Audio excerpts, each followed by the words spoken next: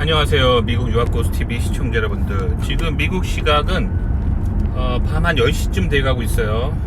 밤 10시쯤인데 저는 어디 가고 있습니다. 자, 밤에 10시쯤에 어딘가 이렇게 차 타고 돌아다닐 때 여러분들이 미국을 살아갈 때 밤 분위기를 좀 잘 보셔야 돼요. 그러니까 처음에 미국에 도착해서 낮의 모습만 가지고 집을 계약하거나 살 곳을 정하면 안 됩니다. 밤의 모습도 좀 봐야 돼요. 그래서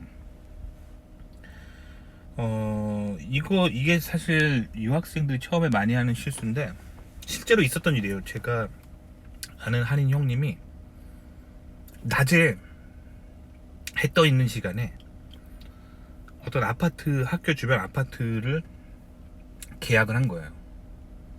근데 유독 렌트비가 되게 싼 거예요. 뭐 당시 이제 제가 유학하던 시절이니까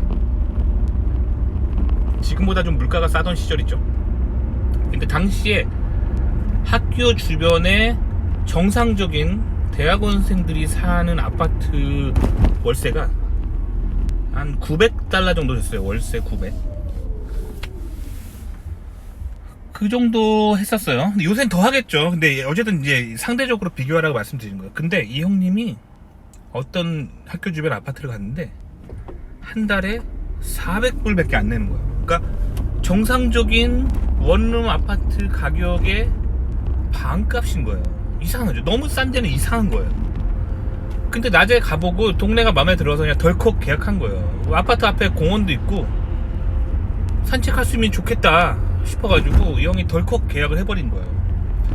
근데 밤이 됐는데 거기가 왜 싸냐면은 그 아파트 앞에 공원이 있다 그랬잖아요. 그 공원이 밤 되면은 이 불황자라고 하죠. 그 마약 중독자들, 뭐 홈리스들 이런 사람들이 와서 그 공원 벤치에서 누워서 자는 곳이에요. 그러니까 한국으로 치면은 약간 서울역 같은 그런 분위기인 거죠. 서울역도 낮에는 막 이렇게 사람들이 기차 타러 붐비지만 이제 밤 되면은 이제 거기 홈리스들이 슬슬 나타나서 그 앞에서 막 자잖아요. 요런 분위기가 미국도 있다는 거예요. 근데 그걸 모르고 그렇게 덜컥 계약했다가 이제 밤에 진짜 무서웠던 거죠. 그래서 이 형이 그 렌트를 취소한 거예요. 렌트 계약을. 근데 미국은 보통 렌트 계약 한번 하면은 1년이에요. 1년 기본입니다. 보통 그래요. 그러면 이 형이 가자마자 한 달 만에 취소하면 어떻게 되냐? 그러면 보통은 위약금을 물어요. 위약금. 근데 위약금이 뭐 집 계약에 따라 다르겠지만 보통 계약서에 명시되어 있습니다. 1년은 못 살고 해지할 경우 뭐 벌금 얼마다 뭐 이렇게 돼 있어요. 근데 보통은 그 한 달 렌트비를 보통은 위약금으로 요구합니다. 그러니까 그 형님 같은 경우는 괜히 방 잘못했다가 그 첫 달 렌트비는 당연히 안 돌려주죠. 그리고 위약금 한 달 렌트비, 그래서 2달치 렌트를 날린 경험이 있는 형님이 있어요. 그러니까 이 미국의 밤 분위기를 좀 잘 보셔야 돼요. 미국 같은 경우는 그 마약 중독자들이 되게 많거든요. 마약을 미국은 한국보다 쉽게 구할 수가 있어요. 그렇기 때문에 이제 그 마약에 중독된 사람들이 이제 모이는 불황자촌 같은 동네가 있습니다. 그런데 잘 모르고 항상 한국인들은 처음에 유학 가서 외국인이기 때문에 현지 사정을 잘 몰라요. 그러니까 그렇게 이상한 동네를 고를 경우가 있어요. 그러니까 그 집을 낮에만 가서 그렇게 점검 하지 마시고요. 밤에도 가셔야 돼요. 아시겠죠? 그러니까 집을 잘 고르기 위해서는 그래서 이제 처음에 좀 도와주는 사람이 필요합니다. 왜냐면 여러분들이 미국에 만약에 어떤 학교에 어드미션 받고 공항에서 내렸다고 쳐봐요. 그러면 학교 근처 호텔에서 이제 뭐 일주일간 머물면서 집 계약을 하러 다니실 거 아니에요. 그러면 보통 학생들이 이렇게 미국 현지 사정이 어두우니까 좀 무섭기도 하고 그래서 낮에만 돌아다니고 밤에는 안 돌아다니는데 밤에도 돌아다녀 보이셔야 돼요. 그러니까 누가 좀 현지에 도와줄 수 있는 사람이 있으면 좋겠죠.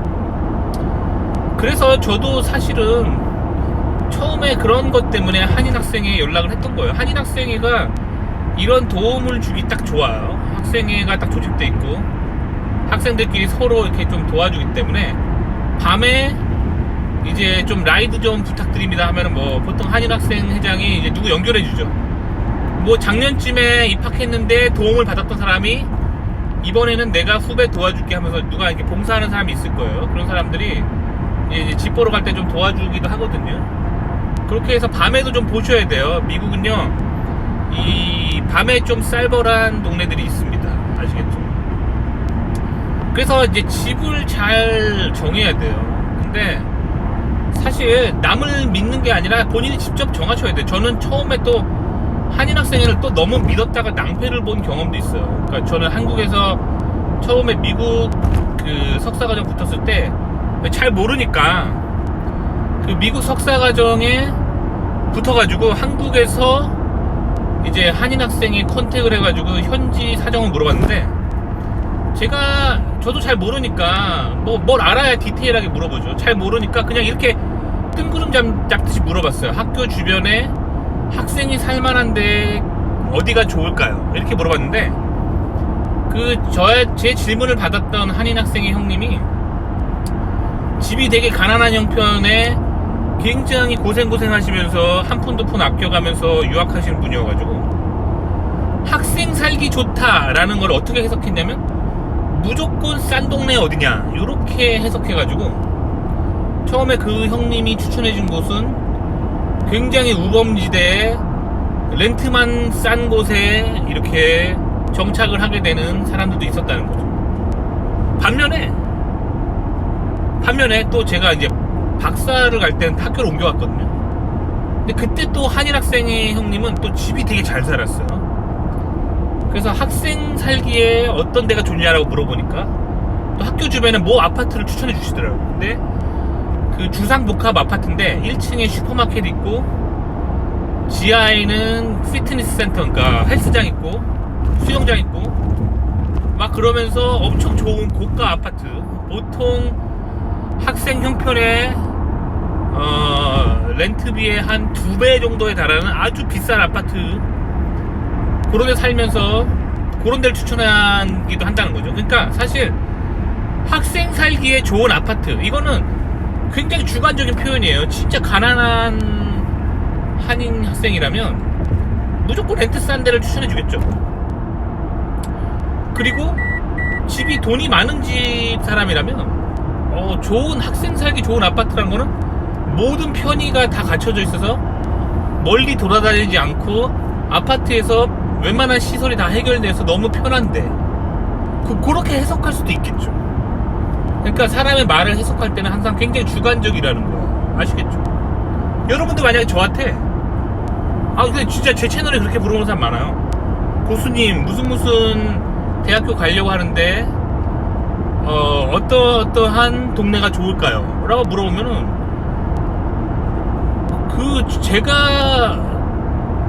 제 기준으로 좋은 동네라 하면 뭐냐면, 제 기준으로는 좋은 동네라 하면은 저 아시잖아요. 저는 항상 교회가 많고 성경적 가치관으로 가득 차 있고 도덕과 윤리규범이 잘 잡혀있는 범죄가 없는 동네, 저는 이게 좋은 동네라고 생각하거든요.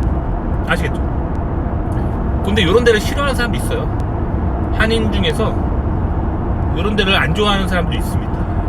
굉장히 자유분방한 좌파진보적인 동네를 좋아하는 사람들도 있다는 거죠.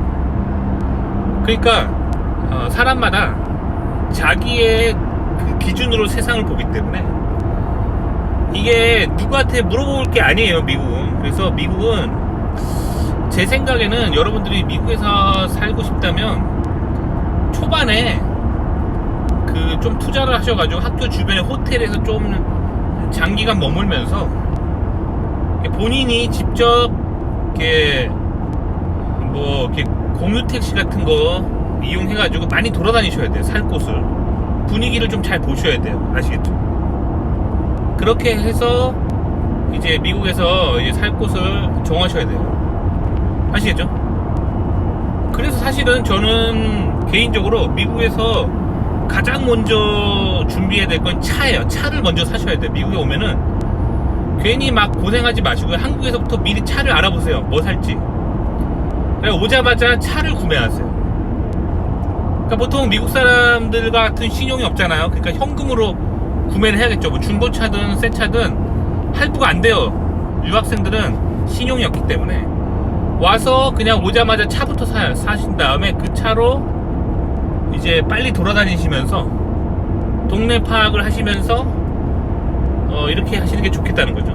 근데 차도 이제 바로 안 되시는 분들은 이제 처음에는 이제 뭐 택시나 이런 거 타고 돌아다니시면서 집을 좀 잘 보시면 좋을 것 같아요. 근데 이제 동네 험한 데는 밤에 택시 타고 가는 것도 좀 그렇거든요.